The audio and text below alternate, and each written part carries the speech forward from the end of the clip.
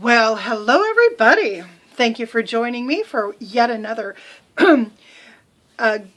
Goober versus Guru mask challenge. Today I'm going to be using the Freeman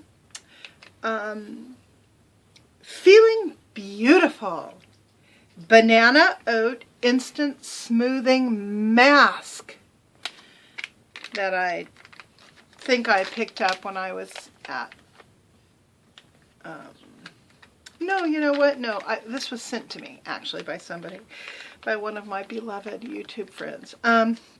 So yeah, but before I start on the mask, I wanted to show you guys something. Let's see if I can do this in a way that, where you can actually see it. I think I'm going to just move the camera. I think that's the way to do it. I have been making the most interesting thing.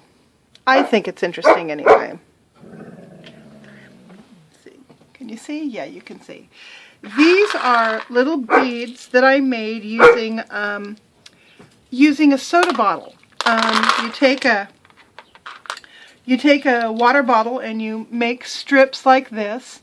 This one is a cull because it's got junk on it, but if this were a good one, I would have coated this with nail polish. I would start with like a glittery polish and a clear base, and then once that dried I would put a more opaque polish over the top.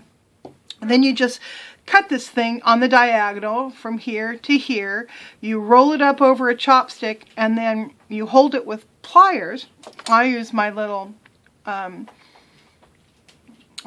aren't a chain nose, they're a round nose plier, and you hold it over a lit candle, which kind of burns it a little bit. Well, it doesn't burn it. It shouldn't burn it. It should just melt it. So anyway, you end up with these really cool little beads, and they have this sort of fluted kind of edge. You can also do them where you roll up just rectangles, and they make more of a barrel shape. And then you can also do them where you roll them over a wire like this. And instead of rolling, you just wrap. And so it makes a very kind of, I don't know what you would call that, more textural thing. So I made a long one, and then I made all these other different shapes. This one, you can't really tell, but what I did, this was just clear. I put some clear glitter on it. And then when I rolled it up, I used the wrapper from one of my Daiso finds. This was the box of toothpicks that I found at Daiso. So I just rolled that up inside, and it gave this kind of effect. So I've been having a lot of fun making adornments, which is the theme of today's video. Let's move this back up. Let's see how that is. Maybe a little bit more, huh?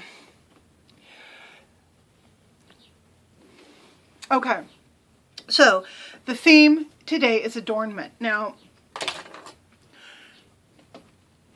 I haven't been comfortable with adornment probably ever in my whole life.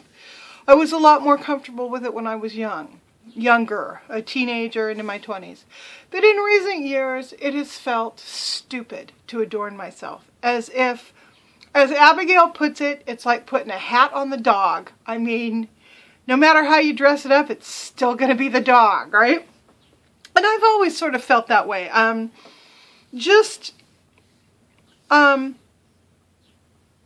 Real, I don't know what the word is exactly. It's not so much that it's like, what's the point? It's more a sense of feeling uncomfortable with adornment. Well, these beads, of course, represent adornment, you know, right? You adorn yourself with beads, and you adorn yourself with clothes and with makeup, and kind of by extension with good skincare, which I'm going to start working on right now. So I've been thinking about that lately. Summer's coming up. Summer requires fewer clothes. see what this is like. And here, anyway, it requires very, ooh, it's nice and gooey. This is going to be fun. It requires lighter clothes, less clothes, because it is so hot. And everything I have is really more winter oriented. Long leggings, longer sleeve t-shirts, that sort of thing that I generally wear in layers. So I've decided that this year I am going to make and wear, at least around my house, sundresses, like the one that I made for Margie. It's just simple, easy to pop on sundresses that I can be comfortable and cool in this summer. That really feels like adornment to me, because anything that appears, what's the word? Intentionally pretty. I'm wearing this thing that is intentionally pretty. Feels like adornment and feels strange.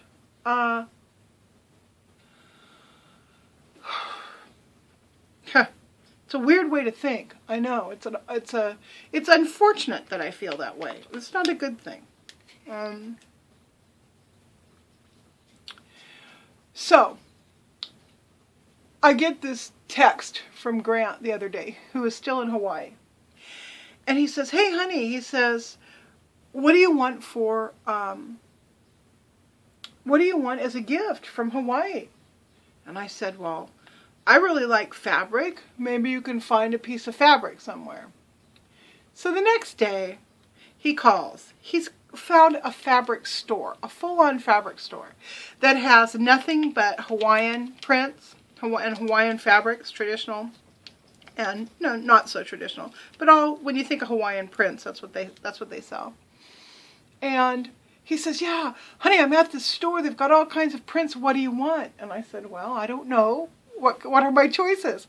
So he proceeds to spend, 15 or 20 minutes with me on the phone, sending texts back and forth with images of these fabrics that I can choose from. First of all, I narrowed it down to rayon, because rayon drapes beautifully and feels wonderful.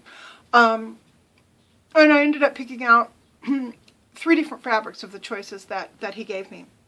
And it was so sweet, because he was so earnest about making sure that he got exactly what I wanted in the right colors with the right, design and stuff. It was just adorable that he would care that much. And one of the questions I asked him was this. He says, "Well, you can choose this one or that one or this one. What do you want?" And I said, "Well, honey," I said, "why don't you choose one? You pick out something that you would like to see me in." And he says, I like anything you wear." And he was being serious too. He wasn't like, "Oh, I better not tell her the truth." He really, truly doesn't see what I wear. He really, truly sees me. So, that got me to thinking about adornment and why we do it, or at least why I do it. I always, as a younger woman and as a teenager, adornment felt like it was something you did for boys, to make yourself flashier and prettier and have them look at you.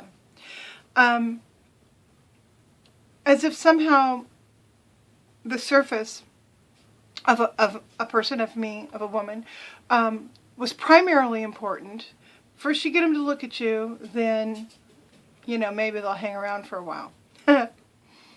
What I have realized is true for me, and I'm not going to say this is true for everybody, but I've realized that for me this is true. Getting a man to look at me first. Not what I'm wearing or how I look, but the real who I am. That has ended up being the strategy that has allowed me to find grants, to develop relationships, platonic relationships with other men that are very dear to me now and to this day. And that's backward, I know, from how most women do it. But for me, and who I am and my personality, it works. It works really well. I'm watching Mallory. Hey, Mallory, what are you doing? What you got? What are you chewing? Excuse me just a minute. I think she's chewing up my underwear. Yep, it was my underwear. How many times has my dog chewed up underwear while I've been talking to you? I don't know. Many times. So anyway, so how does all that play into adornment? Well, this is how it plays into it. By separating the idea of adornment from the idea of attracting men, by taking the thrill and happiness of adorning myself back as being something that is only about me, not about anybody else and what they see or what they think, but it's just about me. It frees me to use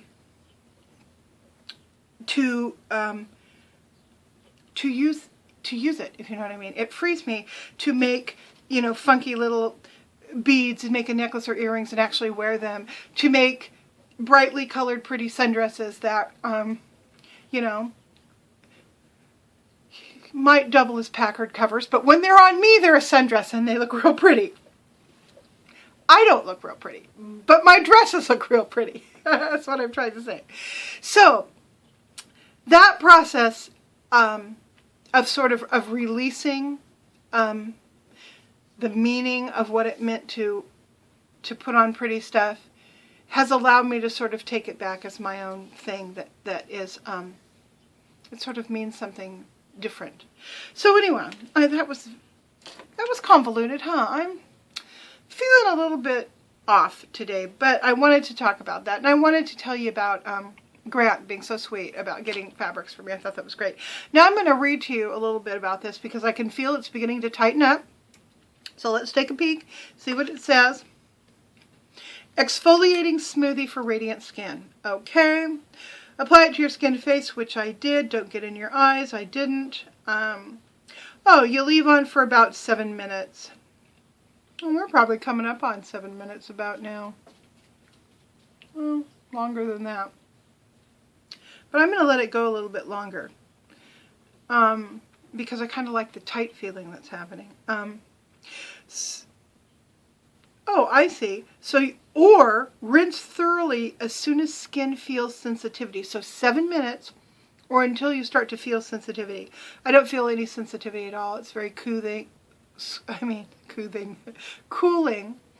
And there's no tingling or anything like that.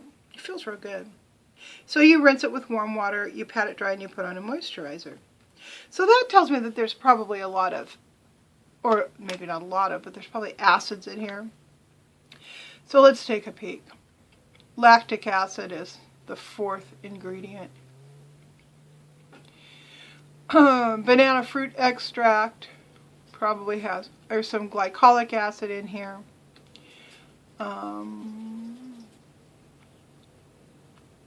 A bunch of botanicals.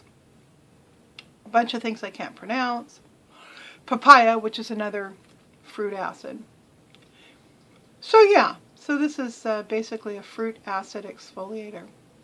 Not feeling any sensitivity at all though. So, I am going to go about my business for a little bit, and I will come back after I've rinsed and tell you what I think. Okay, I'm back. I just washed it off with warm water and a kind of a rough terry towel. Wow. It just feels smooth. Oddly, I didn't get any of the tingling that I think you're supposed to get when you use a fruit acid, so I don't know if that's what made it so soft, but boy, it feels good. Now, as my moisturizer, I'm going to use some of the, just a tiny dab of the body butter that Abigail made with the coconut oil and all the different nourishing oils. Just kind of pat some of that on. So yeah.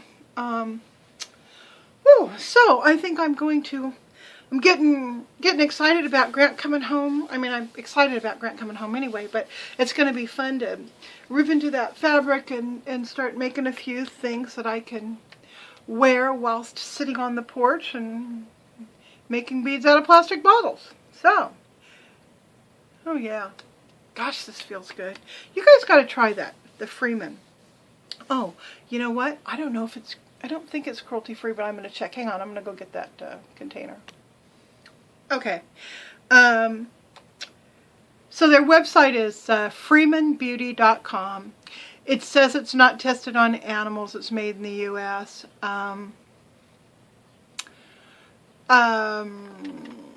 Cynthia was talking about a product that she was using that said that they were cruelty-free and that they didn't test on animals, but some of the ingredients that they had used to formulate their stuff had been tested on animals in the past. I mean, they were really forthcoming about that. So, I don't know. This doesn't have the little rabbit thing on it, but it says it wasn't tested on animals. So, that would be, if you're really, really into making sure, that would be something interesting to check out. So, on that note, I am going to say bye-bye to everybody, and I hope you have a wonderful day. And I would say give this, sorry, dogs are barking. Give this stuff a try. Bye.